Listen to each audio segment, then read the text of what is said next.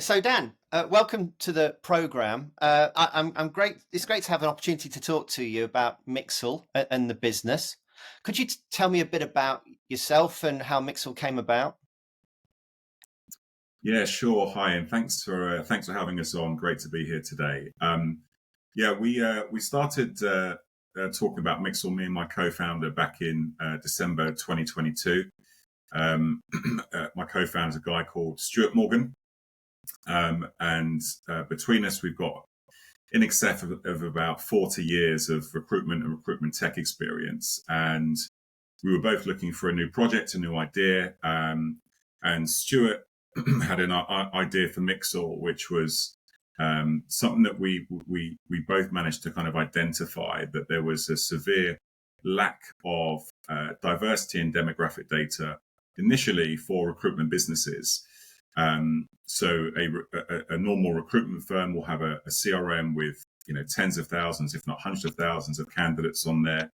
And there was just a lack of visibility or transparency around what those key demographics might look like with regards to age, ethnicity, gender, ethnic group, and some other key demographics. So we were trying to think how we could start to solve this problem. And the answer ultimately was that we've started to build out a set of machine learning tools that will help us to accurately predict some of the gaps on the candidate records, which are reported all in aggregate and fully anonymous, to start to understand what those different candidate pools and talent pools actually look like to help recruiters try and meet that client demand to build out diverse teams. Right. And what's the problem or consequence of not having that data, Dan, just for those that aren't that familiar with the space? Yeah, sure. So, there's a number of challenges in most businesses over, let's say, 200 or 250 people, whereby there's a general lack of diversity, certainly within the UK. And this relates to people coming into the business all the way kind of through to senior teams. And historically, a lot of the information that's been processed or uncovered is mainly kind of survey-led data. Which is fine where you're sending out surveys and you're asking candidates to answer the relevant questions. The problem is, though, is that a lot of diverse groups tend not to answer the questions that you want them to, for various reasons, for kind of fear of rejection or fear of discrimination. So it's very difficult to kind of get that level of visibility to understand what that recruitment or hiring workflow looks like. The percentages, if you will, kind of that are coming through on the CVs or on the shortlists, what that drop off looks like. So we're hoping by leveraging some of this information, we can just make that process a lot more transparent, which then leans into businesses or recruiters' candidate sourcing strategies to start to identify where some of the gaps are within those talent pools and those kind of key demographics. And Dan, for your system, where does your data come from?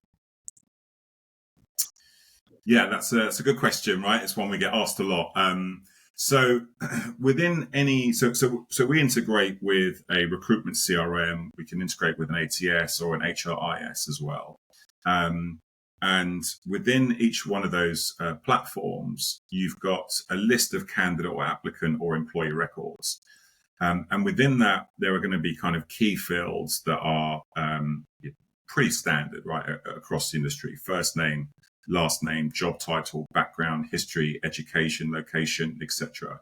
And what we're able to do is take those fields, run them through some of our machine learning tech, which then starts to accurately predict to around 90 to 95%. On what those key demographics might be against a particular population. I won't go into the details too much because that's kind of some of the secret sauce, but our machine learning tech is ultimately based on previously volunteered public data that comes from government data sets, census data sets, private data sets all across the world. And we've got tens of millions of data points. And as we run these candidate records through, that's how we can start to kind of accurately predict what some of those key characteristics might look like. it's not an exact science because everyone's different. And, even if you have that information in there, you may not always be able to get to the correct result.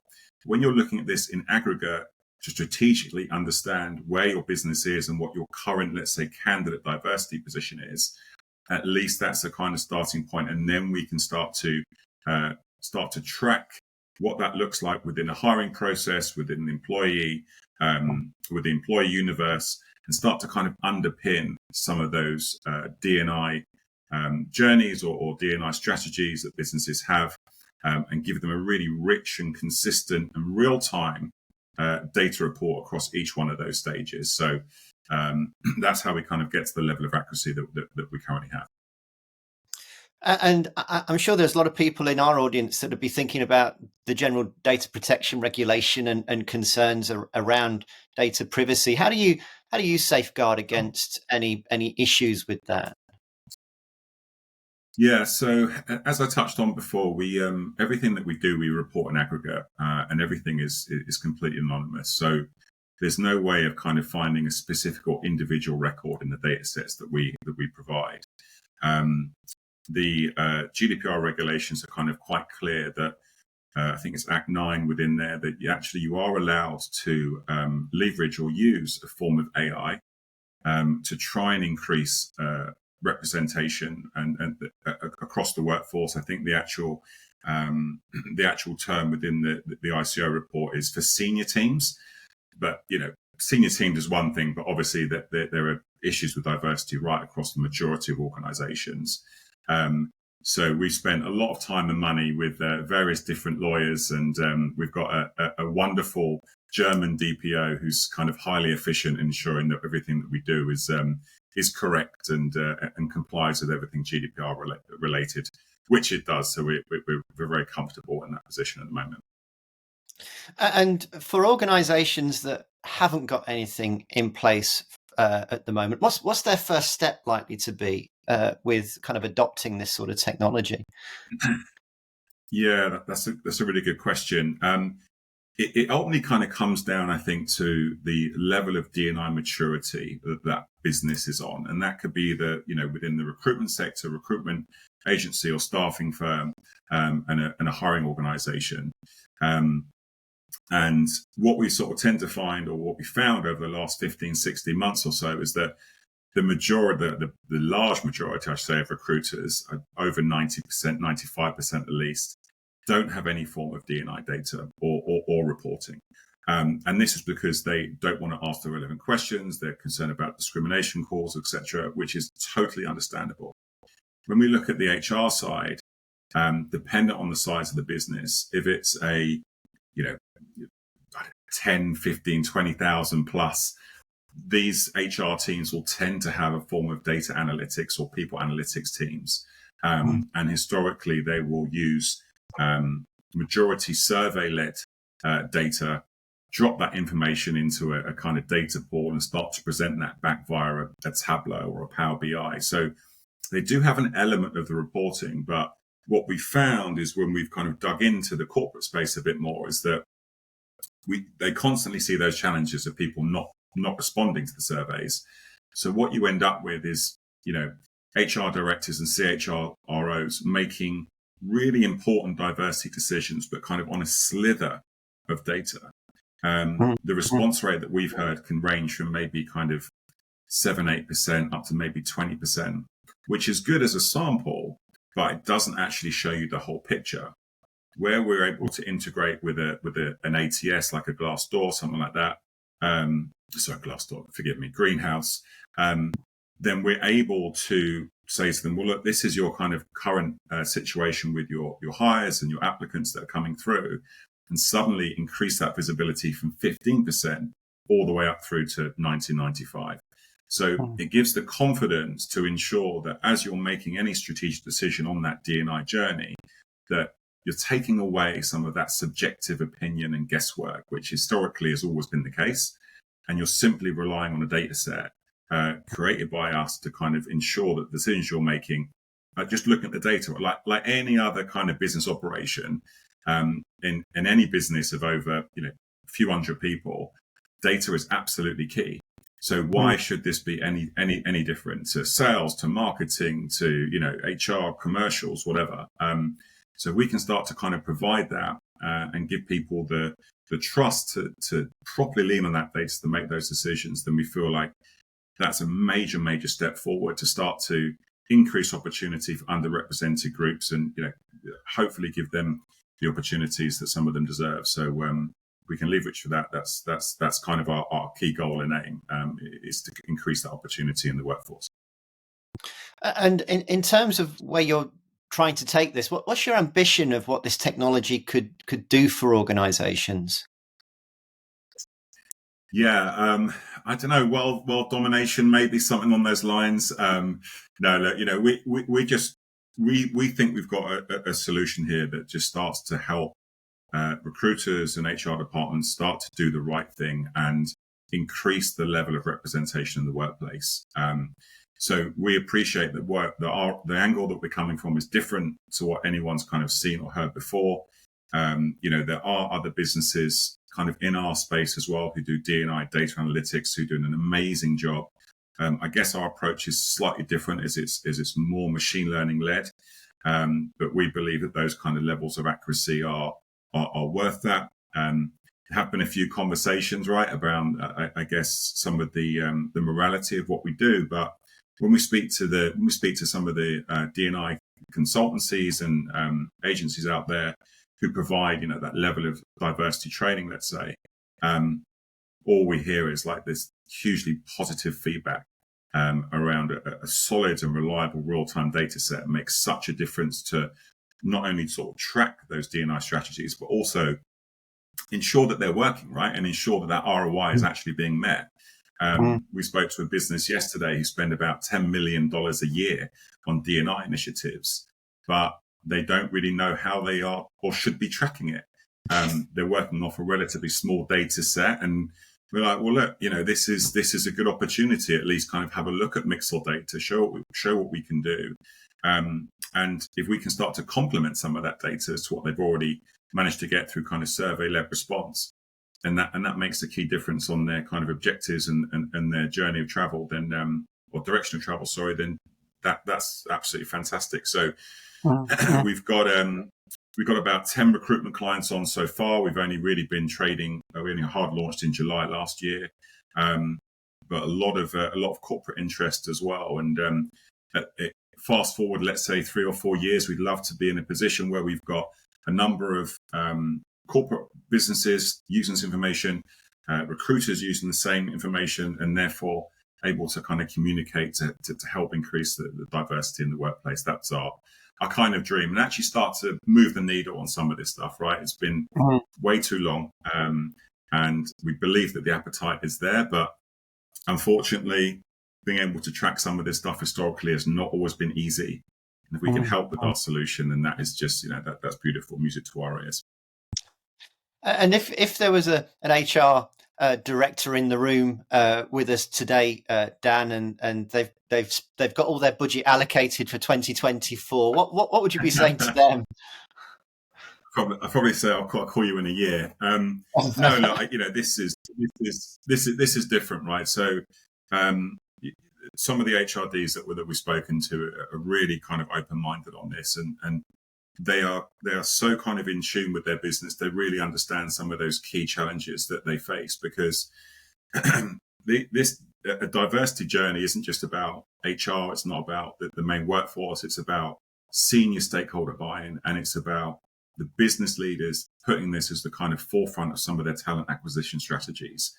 And the reason we want people to do that, as we know, because it's proven that a more diverse workforce is a lot more productive than a non-diverse workforce, obviously. And I think that where they are kind of struggling is having that level of visibility and data reporting, which, as I say, it's traditionally kind of looked like, well, every quarter, let's just kind of send out a survey, see what response we can get. And that's maybe a sort of team or department level. For the larger organizations, there's real challenges collecting that data internationally as well, and kind of how that rolls up to what that message looks like, and what that ultimately, how that touches things like their EVP. So if we can kind of start to automate that information, collect it from all the different kind of locations, towns and cities that they operate internationally as well, it gives them that kind of instant 30,000 foot view of the current situation, where they can then start to be a bit more granular with the key leaders across those different locations and start to identify some of those challenges. And we take, I guess, a bit more of a kind of data-led approach. There's, businesses out there who also provide data and a form of kind of recommendations after looking through the data sets, which we are looking into. But we also know that, it's not necessarily one single lever that needs to be pulled to, let's say, change a particular talent pool. There's a lot of other key initiatives that have to go on for those to kind of make changes. But if we can start to track those and provide that real-time information, then I think that's a really strong position to be in. And ultimately, then start to show our workings and show what the return looks like, so that those diversity budgets moving forward, don't get cut. And I think that's the visibility that some of the C-suite teams and the SLTs need to be confident that their investment's getting a return. So potentially they'll have a smaller budget next year if they don't do it. Well, yeah, exactly right. And I don't feel like there's will and there's determination to ensure that, they are building out more diverse teams, right? And the CEOs will understand that the more diversity they can bring into the business, the more productive that they'll get. Without that measure, again, like any other business objective, if you're not measuring it, then how do you know if it's working, right? So if we can provide an element of that, as I say, that kind of, contributes to their current data reporting and adds a bit more color and maybe can be a bit more granular than what they've got, that's where we kind of want people to be and really follow this on their strategy and see what's working and what isn't. And we've built out a really great solution for the recruiters. We've done our kind of first iteration of the corporate product as well, which is amazing. And, massive kudos to Stuart, my business partner, for doing that. It's difficult though, right? It's always a tough topic. There's a lot of socio-political angles at the moment. And these conversations are sensitive and you need to kind of take the right approach. But as I say, if we can stop thinking kind of subjectively and guessing on what we should do or what the strategies are moving forward for the recruiters, for the corporates, and just have that layer of data underneath, it will tell you which way to go. And that's where we really are keen to get to. So making progress, but it's slow, but it's a difficult topic, I think, at the moment. And I've got to ask, what does Mixxyl stand for, Dan? That's a good question. So it was actually Stuart that came up with it, and we didn't know what really to call it, and we were definitely keen on the word mix.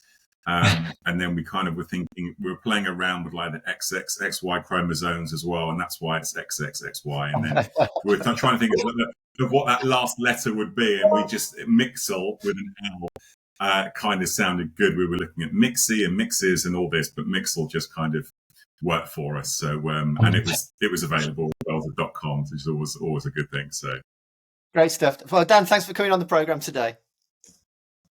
Yeah, absolute pleasure. Thanks for having me in, and we'll speak soon. Thank you.